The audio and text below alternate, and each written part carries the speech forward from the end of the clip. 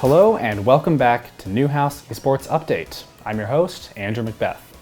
Now last week we took a look at the general structure of an esports tournament, as well as the differences between esports organizations and esports teams. Now there are a ton of games out there, and picking and choosing a game to follow can be really overwhelming. For this episode, let's take some time to look at the most common and popular game out there for esports and the world, the first-person shooter. The first-person shooter is a genre of video games where the player takes the perspective of the character that they control in a three-dimensional space. The character is equipped with a gun, weapon, or some other thing as they navigate through the world and impact it around them. You may know what a first-person shooter looks like now, but let's take a look at the brief history of the first-person shooter. The first major first-person shooter dates back to 1992 with Wolfenstein 3D. But the game that really influenced the genre and kicked off its popularity was Doom in 1993, developed by id Software. The game was set in the underworld, where your character fought out of various levels fighting demons and monsters with various forms of weaponry. Subsequent games in the genre include 1998's Half-Life and its sequel Half-Life 2, as well as the puzzle games Portal and Portal 2. These games were all single-player games that had storylines and narrative elements built into the combat. The first significant multiplayer game in the genre was the 1997 game GoldenEye 007 for the Nintendo 64. The game had both single-player campaign as well as a local split-screen multiplayer mode. In a split-screen mode, the display on the television is literally split in half, as two players can plug in a controller and play the game at the same time. This way, two players could fight one another in combat or cooperate in two-player missions. Today, first-person shooters make up over a quarter of all video game sales, making it one of the most popular genres in the world. With the success of GoldenEye and local multiplayer, major video game companies made a huge breakthrough in the world of first-person shooters. By integrating the internet, an 8-year-old invention at the time, into their released video game consoles, multiplayer games could now be played on an online scale. This meant that anyone with an internet connection and a mainstream console could play anytime, anywhere, against anyone in the world. This led to an abundance of first-person shooters with online capability, including two major franchises, Halo and Call of Duty. These franchises are still producing titles to this day, particularly Call of Duty, one almost every year or two. The great thing about first-person shooters is that if the game has a large and dedicated fan base, it stays popular for a long amount of time, along with the developers providing updates and constant new content to the game, as well as, and this is the key part, a major number of players that are willing to get better and better at the game. These games will stay in the mainstream market for a long amount of time. So first-person shooters will never disappear from the market.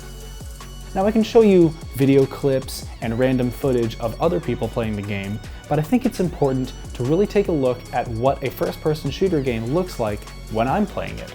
So let's go on over to the computer and take a look. Alright, welcome to the computer. Right now I'm looking at Rainbow Six Siege, which is a first-person shooter that I've been playing for quite a long time. It's a very realistic one, as you can see from the hyper-realistic models, and a lot of the weaponry and gadgets you see in the game are used in real life. So I'm going to go into a brief little training simulator just to show you how some of the basic mechanics work in a first-person shooter. So first, you move around with the left hand on the keyboard, and you look around with your mouse on the right hand. Shooting typically is the left mouse button. Right mouse button is looking down the sights for a more accurate shot, and there are other keys to hit a melee, to reload your gun, and a few other things. So now, let's see how well I do. Whew. Alright, that's 3 right off the bat. I know you're there.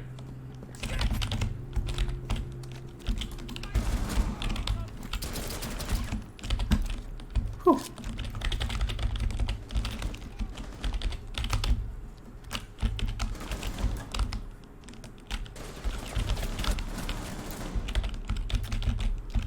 Alright, I'm doing pretty well so far.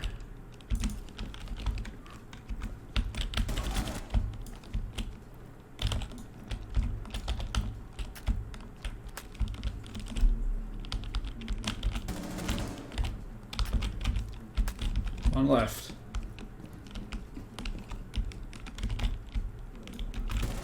Got him! There it is. Whew.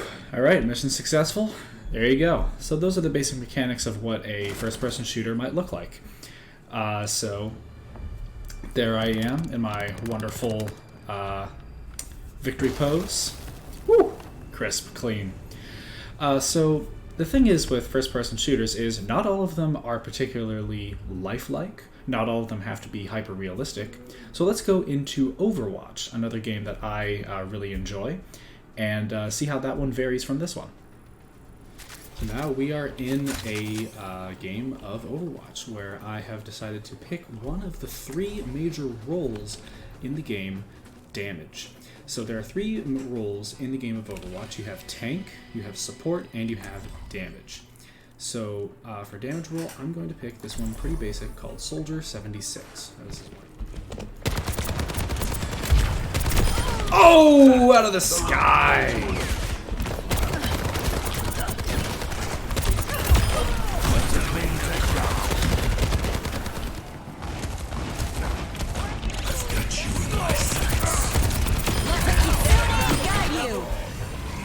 Come on, where are you? Alright, couldn't find anyone else. Oh well.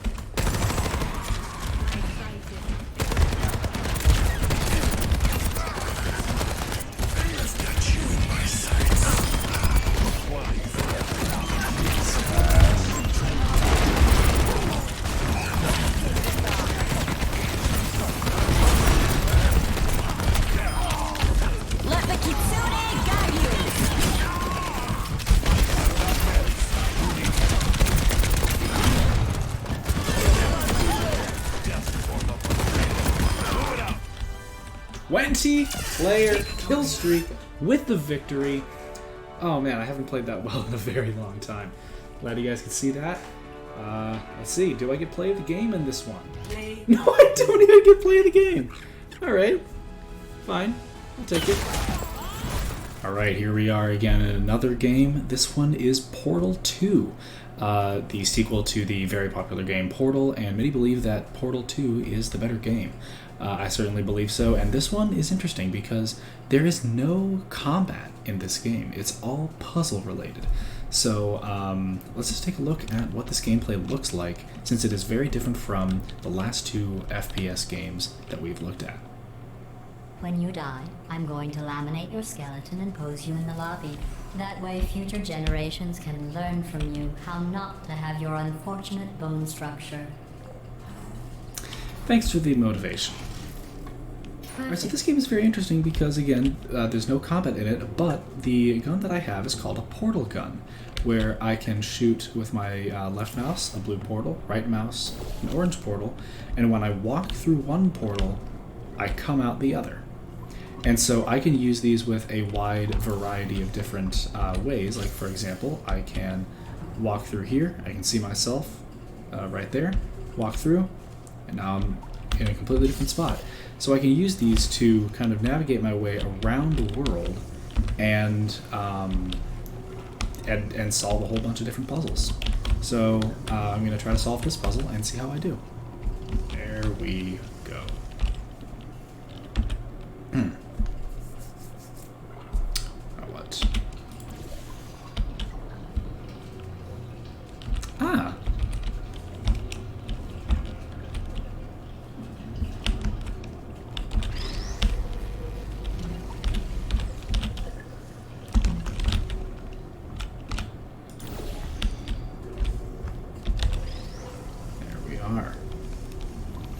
Alright, we've brought the cube over to this big button. Well, put it down, in fact, and there it is. So well, I'm going very not completely bad. Ah, very not completely bad. Thank you very much. Well, that gameplay was fun for me, and I hope it was fun for you. First-person shooters get their appeal from the perspective and immersiveness of the genre, allowing players to look through the character's eyes and directly impact the world around them. It certainly is one of my favorite games to play casually, but especially with friends. With the aforementioned addition of multiplayer in an online setting, I can play with my friends at any time I want, as long as they're on as well. And when you're playing online with friends, you can coordinate strategies, go in and have a good time, maybe even win a few games, as well as cheer on your friends if you're not having a great game and they are. Thank you so much for watching this week's episode of Newhouse Esports Update. In the next episode, we'll be taking a look at the first-person shooter's closest relative, the third-person shooter.